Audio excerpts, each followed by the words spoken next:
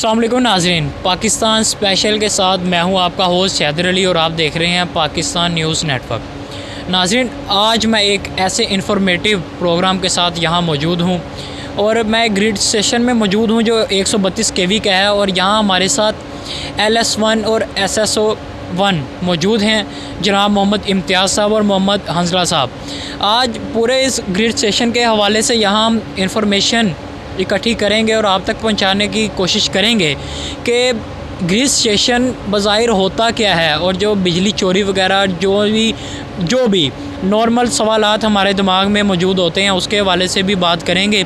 आइए चलते हैं प्रोग्राम की जानिब और ग्रिड स्टेशन के हवाले से और इनके अंदर जो आलात यूज़ हुए हैं उनके हवाले से भी बात करेंगे कि उनका क्या मकसद है और किस तरह बिजली हमारे घरों तक पहुँच रही है। आइए चलते हैं प्रोग्राम की जानिब। जी नाज़रीन, अब हमारे साथ मौजूद हैं शिफ्ट इंचार्ज मोहम्मद इम्तियाज़ साहब और साथ उनके मौजूद हैं लाइन सुपरिटेंडेंट मोहम्मद हंजला साहब। आइए इनसे बात करते हैं। सबसे पहले इम्तियाज़ साहब से पूछेंगे कि ग्रिड स्टेशन किस लिए बनाया जाता है और इधर कौन कौन से आलात यूज़ हो रहे हैं और यहाँ जो ट्रांसफार्मर देखे जा रहे हैं ये कितने MVA के हैं। जी अस्सलाम वालेकुम। वालेकुम अस्सलाम। कैसे हैं आप? शुक्र अल्लाह का। अच्छा, सबसे पहले ये इन आलात के बारे में हमें बताएं, हमारे नाज़रीन को बताएं कि ग्रिड स्टेशन किस लिए बनाया जाता है और इसके अंदर कौन कौन से आलात यूज़ हुए हैं और उसका क्या तरीक़ाकार है। ये बेसिकली जो ग्रिड स्टेशन है ना, ये कंज्यूमर लेवल तक वोल्टेज जो सप्लाई है वो पहुंचाने के लिए बनाए जाते हैं। इसमें बेसिकली हाई टेंशन वोल्टेज जो सप्लाई है वो इन होती है, उसके बाद उसको स्टेप डाउन ट्रांसफार्मर्स के ज़रिए डिस्ट्रीब्यूशन ट्रांसफार्मर तक पहुंचाया जाता है ताकि वहाँ से फिर वो कंज्यूमर लेवल तक सप्लाई को पहुंचाया जा सके। इसमें जितना भी सामान लगा होता है वो आपके सामने ही है जी। अच्छा, ये पीछे मैं देख रहा हूँ, ये क्या चीज़ लगी हुई है? ये बेसिकली एक ट्रांसफार्मर है, ठीक है। इसकी जो कैपेसिटी है वो 40 MVA है, ठीक है। तो इसी के हिसाब से यहाँ पे इसके ऊपर लोड भी होता है। डिफरेंट ग्रिड स्टेशन होते हैं और वहाँ पे उनकी कैपेसिटी के हिसाब से मुख्तलिफ़ किस्म के ट्रांसफार्मर होते हैं। ये 40 MVA के भी होते हैं और 20-26 MVA के भी होते हैं। तो इस हिसाब से है। आगे फिर इनका मकसद क्या होता है, इसमें 1,32,000 वोल्टेज इन होते हैं, उसको ये 11,000 वोल्टेज में चेंज करता है। कितनी उम्र होती है कि यानी कि ये ख़राब भी तो होते ही होंगे? जी, कैपेसिटी तकरीबन चल जाते हैं। चलने को तो वैसे पाकिस्तान है ना, फिर कोई पता नहीं है। नॉर्मली 20-30 साल गुजार जाते हैं इजीली। हाँ, ये लोड पे डिपेंड करता है क्योंकि वक्त के साथ साथ लोड भी बढ़ता जा रहा है, तो उस हिसाब से इनकी फिर वो वर्किंग है, एफिशिएंसी है, वो भी फिर डिस्टर्ब होती है, उस हिसाब से है। तो इतना अरसा तकरीबन गुजार जाते हैं ये। अच्छा, इसके साथ साथ और क्या हालात यहाँ यूज़ हुए हैं उनके बारे में भी हमें सारा बताते हैं। जो टावर लगा हुआ है बड़ा सा, तो इस पे जो ट्रांसमिशन लाइन है इसमें तकरीबन 1,32,000 वोल्टेज की ये ट्रांसमिशन लाइन है। तो यहाँ से जो सर्किट है वो इस ग्रिड के अंदर इन हो रहा है, सही, ठीक है।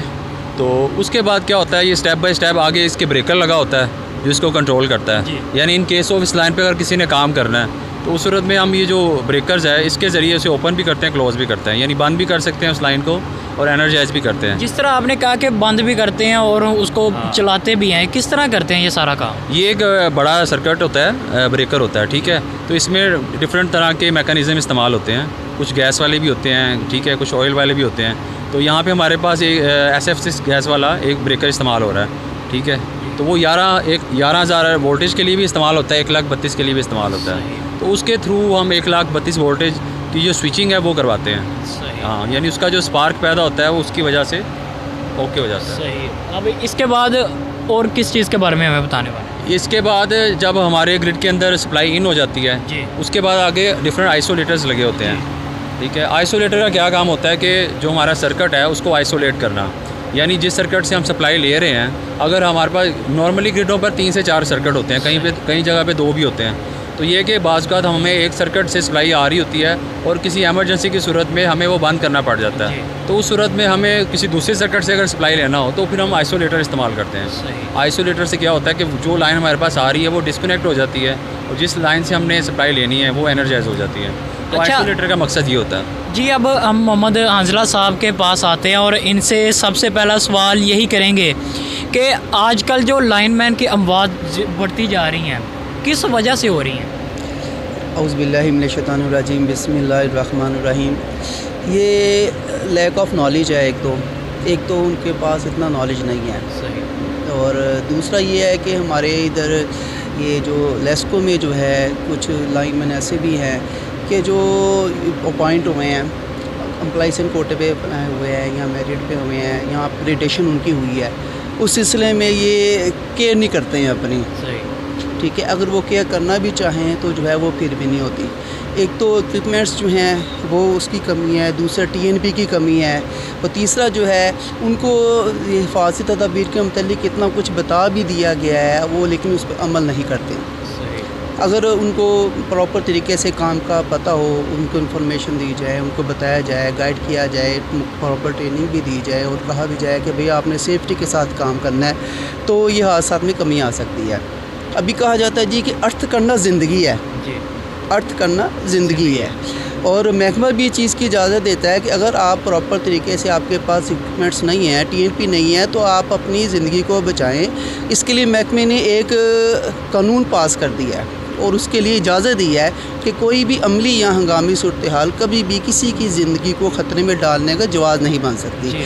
और इसमें यही चीज़ बताई गई है कि अमली और हंगामी सूरत हाल दोनों में आपने अपनी केयर करनी है। क्या उनको पता होता है कि जनरेटर और यूपीएस लगे हुए हैं घरों में? हर चीज़ का इल्म है, तजर्बाकार लाइनमैन होते हैं, हर तरह से फिट लाइनमैन होते हैं, काम को समझते भी हैं, लेकिन ये जो काम की जल्दी है, अफरा तफरी जो है, इस वजह से जो है जल्दबाजी की वजह से ज़्यादा कॉन्फिडेंस, ओवर कॉन्फिडेंस जिसको कहते हैं, ओवर कॉन्फिडेंस की वजह से जो है कि वो ये हादसे का शिकार। पहले देखा जाता है कि एक यूनिफॉर्म होता था प्रॉपर, तो अब क्यों नहीं, अब हमें सिंपल ही दिखाई देते हैं वो यूनिफॉर्म। तो खैर अब भी है, लेकिन वो यूज़ नहीं किया जाता। पहले सख्ती होती थी तो लाइनमैन पहनते थे, अब सख्ती नहीं है तो अब वो नहीं पहनते। सख्ती क्यों नहीं है? सख्ती ये है कि गर्मियों के हिसाब से जो है जो यूनिफॉर्म दिया जाता है वो मोटा यूनिफॉर्म दिया जाता है, वो गर्मियों में नहीं पहना जाता। अच्छा। अगर प्रॉपर गर्मियों के हिसाब से अलहदा हो, सर्दियों के हिसाब से अलहदा हो, तो वो फिर यूज़ भी करेंगे वो। सही है, चलें ठीक है जी नाज़रीन, अब हम इम्तियाज़ साहब के बाद दोबारा आएँगे। अब हमें किस चीज़ के मुतालिक बताने जा रहे हैं? अब मैं आपको बताऊंगा कि यहाँ ट्रांसफार्मर तक जब सप्लाई आ जाती है तो यहाँ पे 1,32,000 वोल्टेज इन होते हैं, और जो 11,000 वोल्टेज हैं वो यहाँ से हमारे अंदर एक कंट्रोल रूम है, तो वहाँ तक जाती है सप्लाई। वहाँ पे क्योंकि स्विच गियर सिस्टम लगा हुआ है सारा, तो उसके ज़रिए हम सारा सिस्टम कंट्रोल करते हैं। जितनी भी लोड शेडिंग होती है या लाइन स्टाफ जितने जहाँ भी काम करना होता है, तो प्रॉपर्ली हम सिस्टम को वहाँ से ऑन ऑफ करते हैं। तो मैं अब आपको वो वाला एरिया दिखाता हूँ कि कैसे हम वहाँ पे लोड शेडिंग भी करते हैं, या वैसे नॉर्मली हमें किसी काम की सूरत में कोई इलाका बंद करना पड़ जाए तो हम वहाँ से बंद करते हैं। और इसका एक प्रॉपर तरीक़ाकार है। तो हमारा एक मुतलका डिपार्टमेंट है, उसके थ्रू हमें इजाज़त लेनी पड़ती है, वहाँ से हम इजाज़त लेते हैं, कन्फर्मेशन करते हैं, और जिस बंदे ने काम करना होता है उसका हमें ऑलरेडी पता होता है। तो जब वो बंदा काम करने आता है तो उसको हम बाकायदा रिटन फॉर्म में एक सर्टिफिकेट देते हैं जिसे हम PTW कहते हैं। इसका मतलब है परमिट टू वर्क, यानी वो हम जब सर्टिफिकेट इशू कर देते हैं उसके बाद हम वो मुतलका इलाका बंद कर देते हैं, और उसके बाद वो बंदा यानी उसके पास अथॉरिटी है कि वो लाइन पर इजीली काम कर सकता है। तो ये पूरा प्रोसीजर है, अगर इसको फॉलो किया जाए एज इट इज़ जो हमें SOPs बताए हुए हैं, तो लाइन पे काफ़ी हद तक हादसा कम हो सकते हैं। लेकिन वही बात जो अभी हंसला साहब ने बताई है कि ये जल्दबाजी करते हैं, हालांकि सब माशाल्लाह से मैच्योर हैं, तजर्बाकार हैं, सब कुछ उन्हें बताया जाता है, मालूम है, लेकिन ये जल्दबाजी, ओवर कॉन्फिडेंट या कुछ दूसरे मसाइल हो सकते हैं जो यहाँ पे ओपनली डिस्कस नहीं किए जा सकते।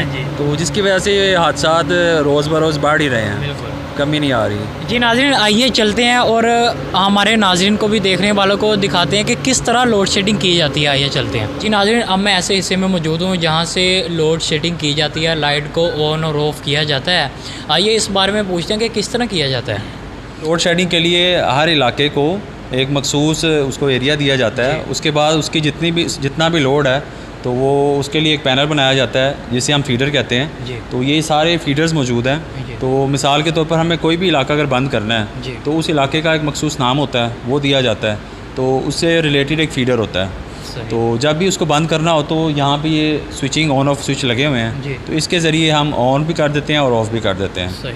ठीक है, इस तरह सिर्फ हम ऑन ऑफ करते हैं और इलाका बंद हो जाता है। सही। और अगर दूसरी, जिस तरह मैंने परमिट का बताया कि जब लाइन पे किसी वर्कर ने काम करना होता है तो उस सूरत में क्या करते हैं, हम इसको ना सिर्फ बंद करते हैं, ठीक है, इसका जो पूरा सिस्टम है इसमें एक ट्रॉली लगी होती है, उसको हम बाहर निकाल देते हैं। जैसे कि हम देख रहे हैं ये ट्रॉली बाहर निकली हुई है। हाँ जी, ठीक है, तो ये इस टाइम बिल्कुल ओपन है। सही। ठीक है, हमारी जो लाइन है, जिस लाइन पे उस बंदे ने काम करना है, तो वो ओपन है, डेड है। तो उस पर ईज़िली काम किया जा सकता है। सही। अच्छा, इसको ओपन करने से क्या होता है कि आपने कहा कि सिर्फ स्विचेस से बंद कर दें तो लाइट बंद हो जाती है, इसे ओपन करने से जिस तरह हमारे ये घरों में बटन लगे होते हैं, ठीक है, ऑन ऑफ कर दें, लेकिन वो अगर ख़राब हो जाता है तो बाज़ का बटन ऑफ भी हो तो आपकी लाइट आती रहती है उसके ख़राब होने की वजह से।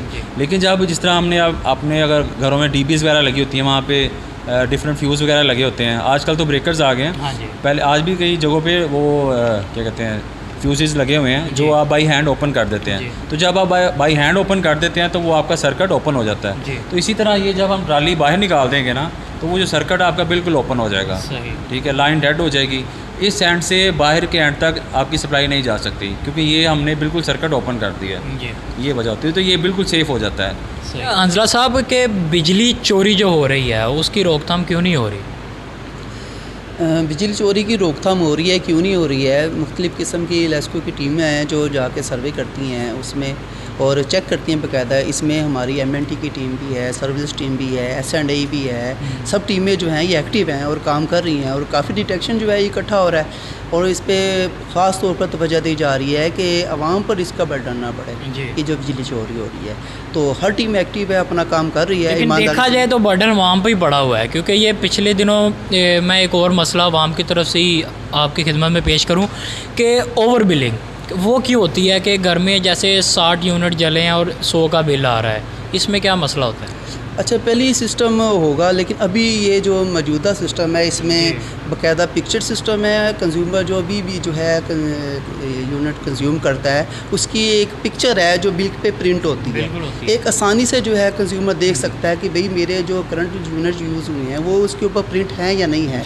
उसके ज़रिए से वो खुद अपना जो है वो चेक कर सकता है। अगर ओवर बिलिंग होगी तो वो जो है उसकी सेग्रीगेशन हो जाएगी, उसकी अमेंडमेंट हो जाएगी। महकमा उसको फेवर भी देता है, कंज्यूमर को फेवर भी देता है। लेकिन देखा जाए तो फेवर कोई नहीं मिल रही क्योंकि एक बंदा आता है आपके पास, जी मेरा ओवर बिल है, उसे कहते हैं गुलशरा अभी चले जाएँ, गुलशरा अभी जाए, वो कहते हैं इछरे चले जाएँ, इछरे जाओ तो कहते हैं डिफेंस चले जाएँ। नहीं, वो एरिया वाइज होता है ना, वो तो इलाके के हिसाब से होता है। जो मुतलका सब डिवीज़न होगी उसका मुतलका RO भी होगा, उसकी मुतलका डिवीज़न भी होगी। एक सर्कल में जितनी डिवीज़न होती है उनके आगे सब डिवीज़न होती है, उनके RO भी होती हैं। अब एक डिवीज़न में अगर जो है RO उसका RO से रिलेटेड नहीं है तो उसको फिर वो दूसरी जगह ही भेजेंगे ना उसको। अच्छा, जैसे ये पिछले दिनों कोरोना के दिन चल रहे थे कि उसके अंदर एक रेवेन्यू इकट्ठा किया हुआ था इन्होंने, देखा गया बिलों में रेवेन्यू ख़त्म हो जाता है लेकिन फिर भी उन्हें डाल देते हैं अगले माह।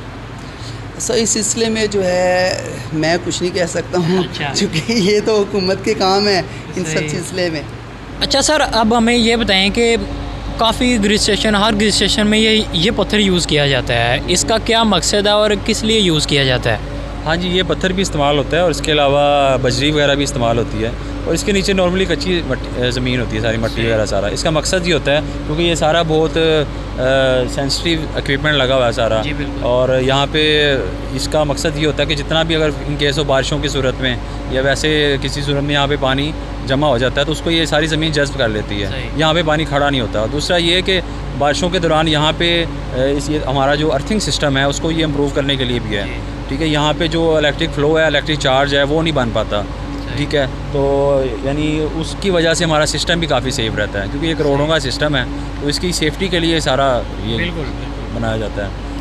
अच्छा, कभी ऐसा हुआ है कि जैसे एहतजाज होता ही रहता है ये लेस्को वगैरह के दफातर में कि लोगों ने आके ये पकड़ के एक दूसरे को मारना शुरू कर दिया? लोग यहाँ तक आए नहीं। अब हम बात करते हैं आसमानी बिजली की कि आसमानी बिजली का भी काफ़ी देखा जाए इफ़ेक्ट वगैरह होता है, वो किस तरह यहाँ जज़ब की जाती है, उसके लिए क्या चीज़ इस्तेमाल कर रहे हैं आप? उसके लिए क्योंकि हमारे सारे सिस्टम में ना सबसे जो कीमती और एक्सपेंसिव चीज़ है वो ये हमारा ट्रांसफार्मर है। इसके लिए ये जो आप पोल देख रहे हैं इसके ऊपर ये इक्विपमेंट लगा हुआ है, इसे कहते हैं लाइटिंग अरेस्टर।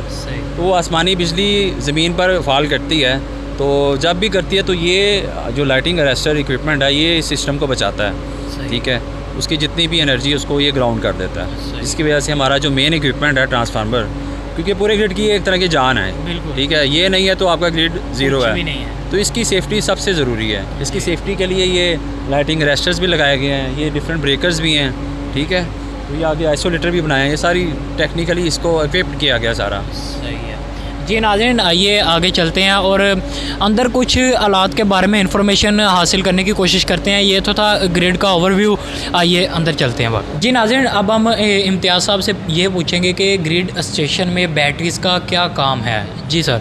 जिस तरह नॉर्मली हम घरों पे कसरत लोड शेडिंग की वजह से तो यूपीएस वगैरह लगाते हैं, यानी जब लाइट चली जाती है तो हमें यूपीएस के ज़रिए, यूपीएस के साथ जो बैटरी लगी होती है उसके ज़रिए घर की जितनी भी बिजली है वो हमें मिल जाती है। इसी तरह पूरे ग्रिड स्टेशन के लिए बैकअप के तौर पर ये एक बैटरी बैंक है, तो ये लगाया जाता है। यहाँ पे भी मुख्तलिफ सूरत हाल में, एमरजेंसी की सूरत में या मेंटेनेंस वर्क की सूरत में पूरा का पूरा ग्रिड स्टेशन बंद कर दिया जाता है। तो उस सूरत में भी ये बैटरी बैंक की मदद से हमें एक बैकअप की सूरत में ये सहूलत मुयसर है ग्रिड पर। तो इससे ये कि पूरे ग्रिड की जितनी भी लाइट है तो वो इसे हम मैनेज करते हैं। ख़ासकर हमारा जो क्या कहते हैं रिले सिस्टम है यहाँ पे, ये प्रोटेक्शन सिस्टम है सारा, जिसकी वजह से हमारा जितना भी ग्रिड स्टेशन का इक्विपमेंट है सारा महफूज है। उसको इस बैटरी बैंक के ज़रिए 110 वोल्टेज की सप्लाई जाती है। तो अगर हमारी मेन सप्लाई चली भी जाती है तो यहाँ से हमें मुसलसल सप्लाई मिलती रहती है, जिसकी वजह से हमारा सिस्टम भी एक तरह का प्रोटेक्ट रहता है। जी नाज़रीन, आज मैं मौजूद था डबल बस बार 132 kV ग्रिड स्टेशन पर। उम्मीद है आपको प्रोग्राम बहुत पसंद आया होगा। आज हमारे साथ मौजूद थे लाइन सुपरिटेंडेंट मोहम्मद हंसला साहब और जो इम्तियाज़ अली साहब हैं जो SSO 1 हैं यहाँ ग्रिड स्टेशन के। उम्मीद है आपको भी प्रोग्राम पसंद आया होगा। इसी तरह की और भी इन्फॉर्मेटिव वीडियो देखने के लिए चैनल को सब्सक्राइब करें, लाइक करें, शेयर करें और नेक्स्ट प्रोग्राम तक के लिए दीजिए मुझे इजाज़त। अल्लाह हाफिज़।